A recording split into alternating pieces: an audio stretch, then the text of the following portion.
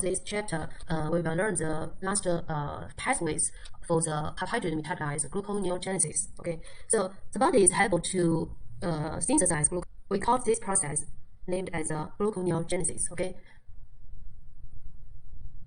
so first you need to remember the definition of the gluconeogenesis. That means the process of transformation of non-carbohydrates to glucose or glycogen. We named as gluconeogenesis. And this non-carbohydrate includes the fatty acid, exclude the fatty acid and acetyl coenzyme A, but includes the lactate, glycerol, pyruvate, and glucogenic amino acid. And lactate can be released into the lactate usually generated in muscle or erythrocytes. So this lactate can be released into blood and into the blood and then transformed to the liver and then converted into glucose or glycogen. Okay, and the gluconeogenesis is mainly occurred in liver and kidney. Okay, so is everything okay?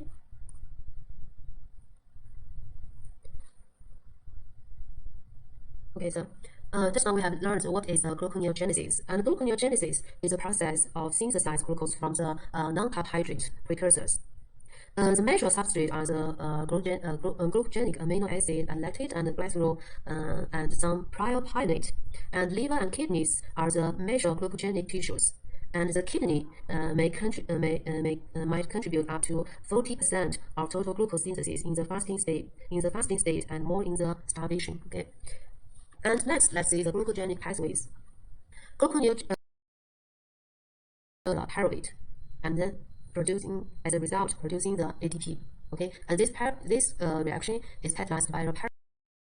Is to is a phosphorylation of fructose 6-phosphate to fructose 1,6-biphosphate, which can be this reaction is catalyzed by phosphoenolpyruvate by this pyruvate, and then as a result producing the ATP.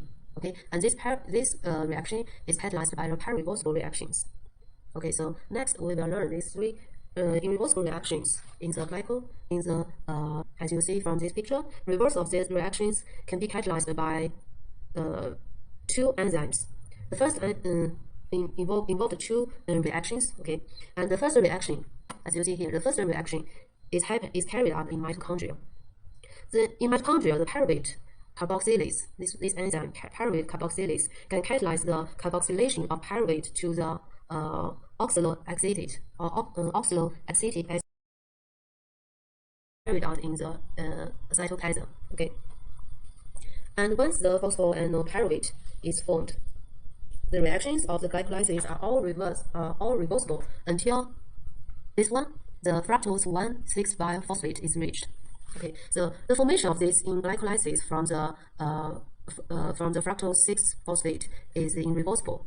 The conversion of fructose 1,6-biphosphate to the fructose 6-phosphate is catalyzed by this enzyme, fructose biphosphatase, which can hydrolyze one phosphoryl group and remove the phosphoryl group from the fructose 1,6-biphosphate from the fructose 1,6-biphosphate. Okay, and then formed the fructose 6-phosphate. Its presence determines whether a tissue is capable of synthesizing glucose or glucogen, not only from pyruvate but also from the triose phosphates. It is present in liver, kidney, and skeletal muscle, but is probably absent from heart and smooth muscle. Okay, and similar, when glucose 6-phosphate is reached, the conversion of glucose 6-phosphate to glucose is catalyzed by another enzyme. This enzyme is glucose 6-phosphatase. This reaction is present in liver and kidney, but absent from a muscle. That is because in muscle it has very, very low activity of glucose 6-phosphatase.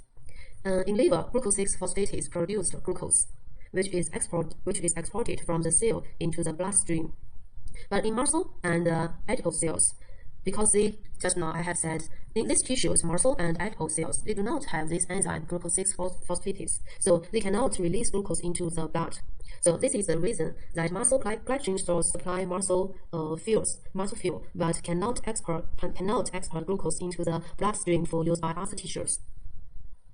Okay, so this is three irreversible reactions involved in the gluconeogenesis. Okay, next let's see the regulation. Because the glycolysis and gluconeogenesis share the same pathways but in opposite directions. And here there are four key enzymes involved in gluconeogenesis. The phosphoenolpyruvate, pyruvate carboxykinase, pyruvate carboxylase, fructose-based phosphatase, and glucose 6-phosphatase. And these four enzymes, they are not participate in glycolysis. So three mechanisms are responsible for regulating the activity of enzyme concerned in the carbohydrate metabolisms. So the first mechanism is to change in the rate of enzyme synthesis, and the second mechanism is a covalent modification by reversible phosphorylation, and the third mechanism to regulate involved in the regulating the activity of this enzyme is a Lactic effect. And in fact, induction or repression of key enzyme, that means the rate of enzyme synthesis usually requires several hours, but covalent modification and the allosteric modification are rapid. After an overnight fast, glycogenolysis and gluconeogenesis make about equal contribution to blood glucose. As the glycogen reserves are depleted, so the gluconeogenesis becomes progressively more important. And because the gluconeogenesis is carried out in the liver, so they can also be used to replenish the storage of liver glycogen. But the main functions, because we have known that we just now have mentioned that the gluconeogenesis can be carried out mainly in liver and kidney, right? So the gluconeogenesis carried out in liver is the main roles of the gluconeogenesis in liver is to maintain the normal blood sugar level. But they have the different roles. They have the different role for the gluconeogenesis. The lactate, we talk about this lactate. Lactate, just now we have mentioned that is a main source of the gluconeogenesis, right? And the lactate can be formed by anaerobic or glycolysis in skeletal muscle and erythrocytes. And the lactate is another main substrate for the gluconeogenesis. So this picture shows you the lactic acid cycle, and the left part means the liver tissue, okay, and the right part means the muscle tissue, skeletal muscle, and in the middle means the bloodstream, okay. And first, let's say what happened in the skeletal muscle cells. And after the vigorous exercise,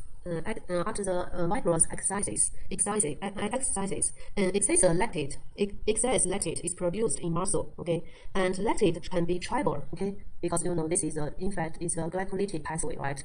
So during the vigorous activities, the glucose can be converted into the lactate, right?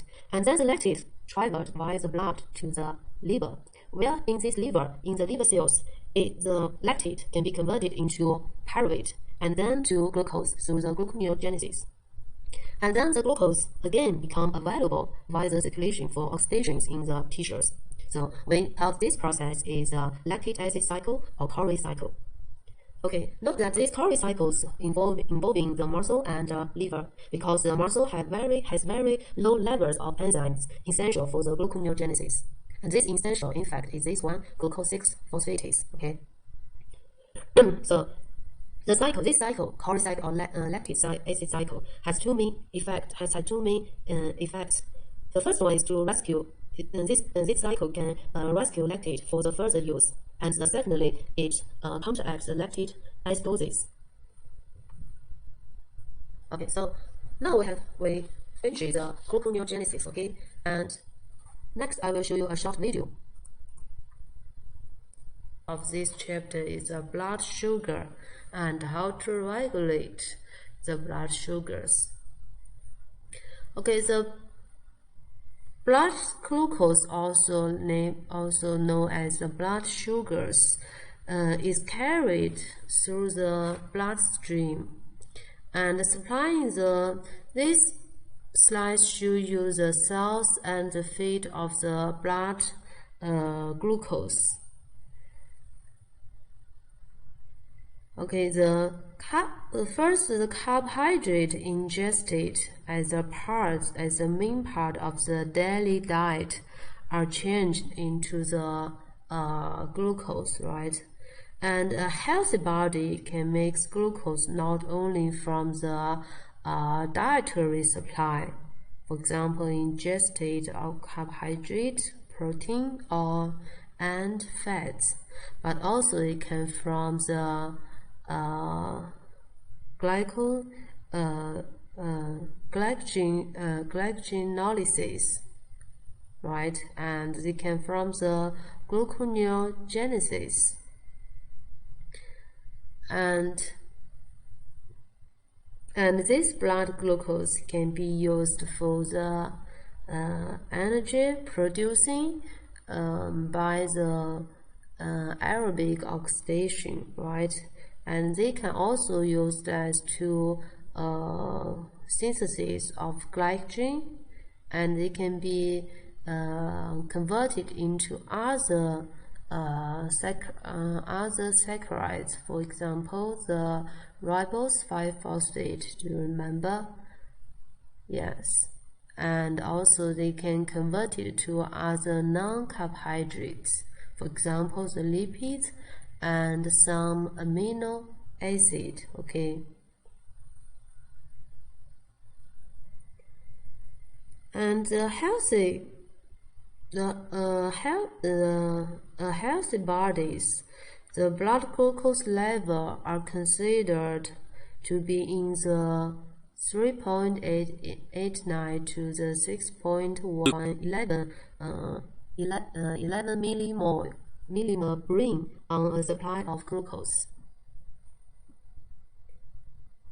And the amount of blood glucose present in the body is usually monitored or regulated by the body's own hormones. Okay, the insulin, glucagon, glucocorticoid, and adrenaline. Okay, via the glucose transporter too, and the glucose is phosphorylated by glucokinase. Okay. And therefore, increasing the blood glucose increases metabolic flow through the glucolysis and the citric acid cycle and the generation of ATP. So the concentration of insulin in the blood parallels that of the blood glucose. And the second one is glucagon. Glucagon is a hormone produced by the alpha cells of the pancreatic islets in response to the hypoglycemia. And in the liver, it stimulates glycogenolysis by activating glycogen phosphorylase. And unlike the epinephrine, glucagon does not have an effect on muscle phosphorylase. Glucagon also enhances the gluconeogenesis from amino acid and lactate. And there are other hormones that can also affect blood glucose. For example, the glucocorticoid and epinephrine. They can increase the blood glucose.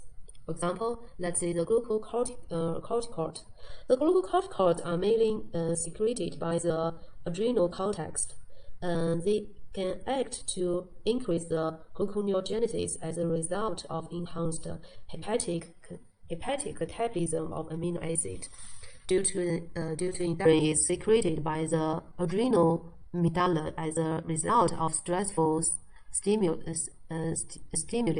For example, when you suffer the fear or the excitement or hemorrhage or hypoxia or hypoglycemia. And this stressful stimuli can lead to the glycogenolysis in liver and muscle. And in muscle, glycogenolysis results in increased glycolysis. but in liver, it results in release of glucose into the bloodstream. Okay, and when blood glucose levels, okay, these figures show you the tissue responses to the insulin and glucagon, because insulin and glucagon play a central role in regulating of blood glucose. Okay, and I think if you want to understand well this of this table, you better to finish studying the lipid and the protein metabolisms, and then you can understand this table well. Okay, and when blood glucose level get too high, for example, over 7 millimole per liter, and the individual is said to be the hyperglycemia.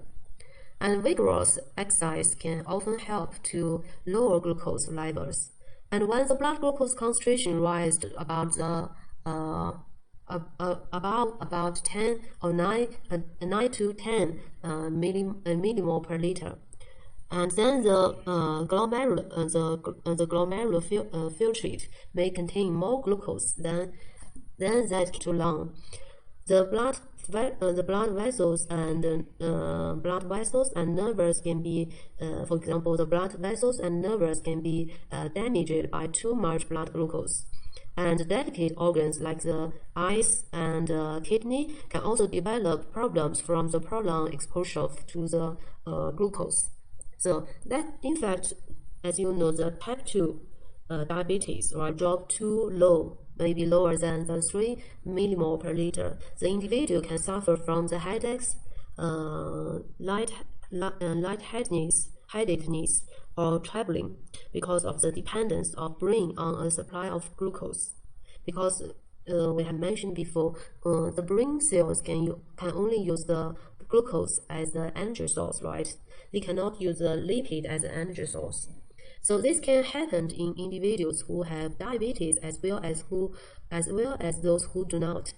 An excess of insulin may cause hypoglycemia, and then resulting in convulsions and even death unless glucose is administered properly and eating foods with high simple carbohydrate. Okay, and last one we'll talk about the diabetes.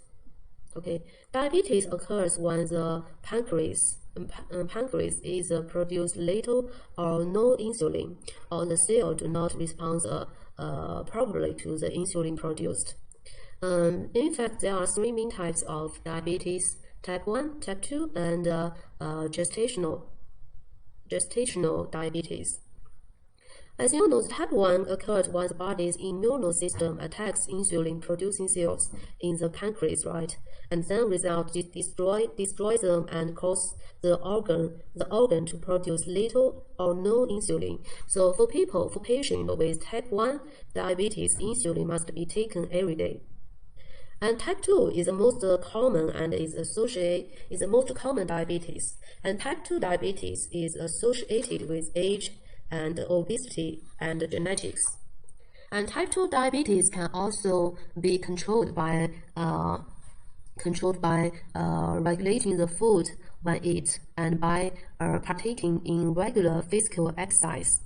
And some type 2 diabetes may also need to take insulin shot or pills to regulate their blood sugar levels. And the obesity is a major factor in developing this type 2 diabetes. If a person has an unhealthy diet of fatty food and exercise infrequently, he or she may be walking a path that will lead directly to the type 2 diabetes. And the last one is gestational diabetes. Okay, so the gestational diabetes develops only during pregnancy, but means an increase. You should notice that the gestational diabetes means an increase in the chance of the women of the women developing type 2 diabetes in the future after the pregnancy. Okay, so the women who become diabetes during their pregnancy are likely to have a family history of the condition, and they will these women will increase the chance to develop to the type 2 diabetes after pregnancy. Okay, so that's all for today. We finally